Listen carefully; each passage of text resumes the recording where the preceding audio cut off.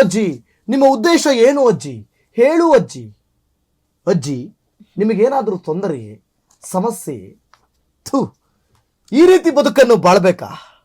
ಈ ರೀತಿ ಬದುಕನ್ನು ಯಾರು ಇವರಿಗೆ ಹೇಳಿಕೊಟ್ಟವರು? ಗಿರೀಶ್ ಪಟ್ಟಣ್ಣ, ತಿಮ್ರೋಡಿ, ಸಮೀರ್. ಆ ಫೋಟೋವನ್ನ ಎಡಿಟ್ ಮಾಡ್ಲಿಕ್ಕೆ ಅಥವಾ ಫೋಟೋ ಐಡಿಯಾ ಕೊಟ್ಟಿದ್ದೆ ಸಮೀರ್ ಅಂತೆ. ಆ ಫೋಟೋ ಐಡಿಯಾ ಕೊಟ್ಟಿದ್ದೆ ಸಮೀರ್ ಅಂತೆ. ಮತ್ತೆ ಈ ರೀತಿ ಹೇಳುವಂತ ಮಟ್ಟಣ್ಣ ಮತ್ತೆ ತಿಮರೋಡಿ ಹೇಳಿಕೊಟ್ರಂತೆ. ನೀವು ಬದುಕುವುದಕ್ಕೆ ಇದೊಂದೇ ದಾರಿಯ? ಸೌಜನ್ಯ ಪ್ರಕರಣದ ವಿಚಾರವಾಗಿ ನೀವು ಜೆನ್ಯೂನ್ ಹೋರಾಟಗಾರರು ಎಂದು ನಾವು ನಂಬಿದ್ರು ಎಲ್ಲರೂ. ನೀವು ಜೆನ್ಯೂನ್ ಹೋರಾಟಗಾರರು, ನೀವು ಸೌಜನ್ಯಳಿಗೆ ನ್ಯಾಯ ಕೊಡಿಸ್ತಾ ಇದ್ದೀರಿ ಅಂತ ನಾವು ನಂಬಿದೆವು.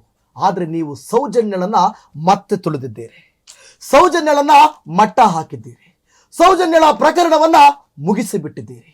ಈ ಪ್ರಕರಣ ಸುಳ್ಳಾದ್ರೆ, ಅನನ್ಯ ಭಟ್ ಸುಳ್ಳಾದ್ರೆ, ನೀವು ಮಾಡ್ತಾ ಇರೋ ಪ್ರತಿಯೊಂದು ಹೋರಾಟವು ಸುಳ್ಳು ಅಂತ ಆಗ್ಬಿಡುತ್ತೆ. ಹುಚ್ಚರ ಮದುವೆಯಲ್ಲಿ ಉಂಡೋನೆ ಜಾಣ ಅನ್ನೋದೊಂದು ಗಾದೆ ಇದೆ. ಆದ್ರೆ ನೀವು ಜಾಣ್ರಲ್ಲ, ಕೋಂಡ್ರು. ಇಲ್ಲಿ ನೀವು ಹುಚ್ಚರಾದ್ರಿ, ಇದನ್ನ ಕಂಡು ಹಿಡಿದವರು ಜಾಣ್ರಾದ್ರು ಅಲ್ವಾ? ಹೌದು. ಏನು ನನಗೆ ಒಂದು ಅರ್ಥ ಆಗ್ತಾ ಇಲ್ಲ. ಆ ಹೆಣ್ಣು ಮಗಳು ನಿಮ್ಮನ್ನ ಇಂಟರ್ವ್ಯೂ ಮಾಡುವಾಗ ಆ ಹೆಣ್ಣು ಮಗಳು ನಿಮ್ಮನ್ನ ಬೆದರಿಸ್ಲಿಕ್ಕೆ ಸಾಧ್ಯನಾ?